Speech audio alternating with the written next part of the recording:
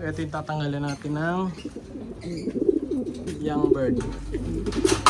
Ito, yung inbreed 16th overall. Siya si Idol Madla, nakakahanga, may mga hawak, gandang linyada. Ika'y inspirasyon kung bakit hanggang ngayon ako'y palaging kumakarera. Ngayong araw mga kalapatid, ito nga, yung ibon natin na si Coco, may anak na naman. Ang problema, yung naging anak niya, isa lang. So, dalawa kailangan natin young bird dito. So, may kasabay ito na napisa.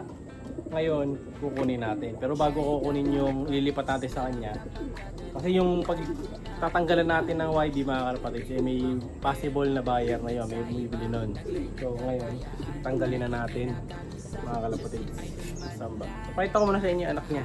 So, isa lang kasi anak niya mga kalapatid. Dito mga kalapatid. Ayan yung anak nila. So, medyo malaki-laki na. So hindi naman magkakapalit yung anak nila mga kalapatid. Kasi nga yung isa nilang anak dito is medyo ano yung kulay. Medyo maitim siya, dark yung kulay niya. Nakamukhang kamukha nung nanay. So papalitan na rin natin ng kapares to soon. May nilalatag akong bagong pair sa kanya. Kukunin natin to bale mga kalapatids.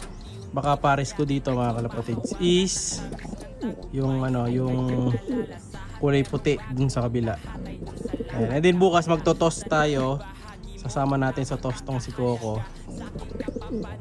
Depende pala. Pero baka i-toast ko muna siya ng malapit pala. Naiwan kasi siya sa toast mga kalapatid. So hindi pa siya masasama. Possible.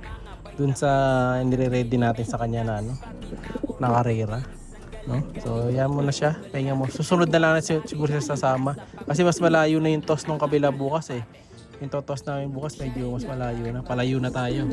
So ito yung anak nila mga kalapatid. Yan. So, tandaan nyo yung itsura nung anak nila mga kalapatid. Kasi yung itsura na ng anak nila yan. Sabi ko nga sa inyo, medyo mas maitim siya kumpara dun sa isang ililipat natin na yan. Kasi itim yung mga paanong ano nito magulang eh. So ayan, bantay siya. So kunin natin yung nasa kabila. So yung kukunin kasi natin mga kalapatids, medyo malayo-layo yung pwesto. Ayan, so ito gamit na naman yung napakahapa akong tripod.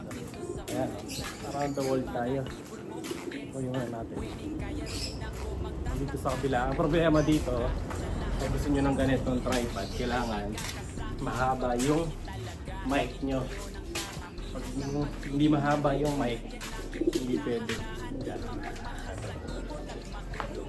Dito yan mga kalapatid sa labas. Yan. Ito yung tatanggalin natin ng young bird.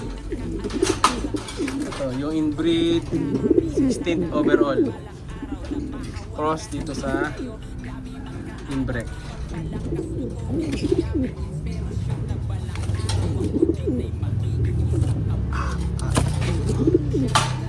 O diba? Halos magka-size lang sila. Mas ano lang ang kulay nung isa doon. Mas maitim lang kulay niya. So kukunin na natin to. Tingnan ko kung meron ako pwedeng ipalit. Kaya lang kasi baka mabili na kasi yan eh. No? So hindi tayo sure dyan. Baka may mabili. So tatanggalin din talaga natin eventually yung anak. So dali na natin to sa kabila. Tara. Malayo-layo ang lalakbayin nito. Hapon natin lalagay kasi kailangan hindi masyadong mapansin nila Coco na dinagdagan ko yung anak nila. O ayan, ito puti ah. Baka mag red bar pa to. Ayan, lalagyan na lang natin sa vitamins para hindi paano yung anak nila mga kalapatid. Ma-compromise yung health. Ayan. Alisin natin. May isa pang kaedad to eh, kaso hindi na nila kaya tatlo. Okay na yan, yan na lang muna. Ganda oh. Hindi kaya sila manibago, kalapatids. Yung anak nila, medyo maitim. Tapos nilagyan natin ng mas maliit ng konti. Pero titingnan ko to mga kalapatids kung hindi siya na-stress. May paglilipatan pa ako bago. Pero hindi naman siguro kasi magaling magsubo si Coco eh. Malagay natin. Kasi tayo. Ano kasi dito eh, madilim sa kapangit ng daan. Buksan natin.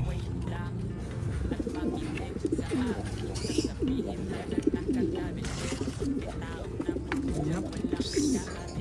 Ito na mga kalapatids, this is the moment. Pasok natin yung isa. Medyo mas maliit ng konti, pero okay lang. Oh, ayan na. So, ayan yung dalawang anak. Nice comparison tayo. Itim at puti. Ayan. Saka mas magaling magsubo to si Coco eh. Yung anak nila, yung pinararapol natin mga kalapatids.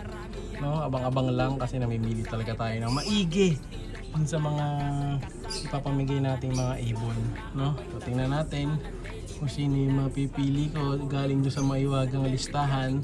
So possible baka bukas ipamigay na natin. Yan pang hinihintay nyo, mag-comment na parate yan. So ayan, sana hindi maibago yung magulang nila. Ayan, ayan, ayan. Pag ito pinagtutok-tok, sabihin na stress. Pero hindi naman siguro. May patuka naman siya lagi dito sa kainumin. Ayan. Feeling ko magiging safe naman siya. Palitan lang. Wala pa palang patuka, ubos na. Saka madumi na yung painuman. Palitan muna natin, ha?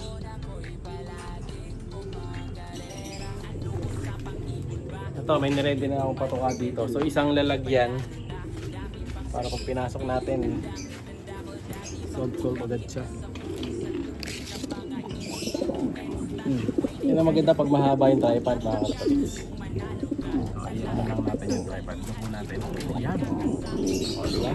Ayan. Ay.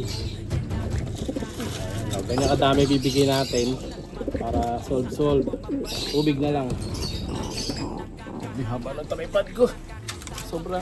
Ang dito sa tripod na to, naguguling ako kasi natitingin ako mga kalapatid sa screen imbis na sa lens. Kasi pagka sa lens ka tumitingin, may eye contact.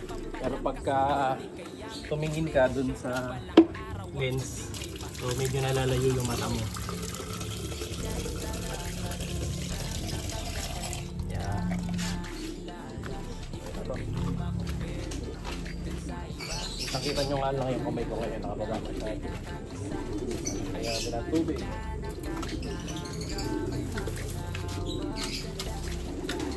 Alright. At syempre, di mo wala yung mapashoutout natin mga kalapatid. Shoutout kay Boss Steven Suico. Shoutout kay Boss JC Santos. Kay Boss Ricky Bandal. Kay Rudy's Vlog. Kay Milan Sison Jr. Kay Mark Joseph Caparas. Maraming salamat idol. Maraming salamat na kay Boss Jojo Amido. Kay Juan Montes at kay Rene Reyes. Siyempre maraming salamat din kay Boss Robert Ferrer. Yan, maraming salamat idol. Sa mga gusto mong pa-shoutout, alam niya gusto mong mapasama sa listahan. So dito yung tayo kukuha ng mga bibigyan natin ng gift card. Kaya painitan nyo, comment na pa-shoutout na kayo mga kalpatis. Baka kayo na ang susunod na tumakitap ng gift card. Like, share, subscribe. Ingat! Siya'y kalapatistang napakagaling na kinakilala.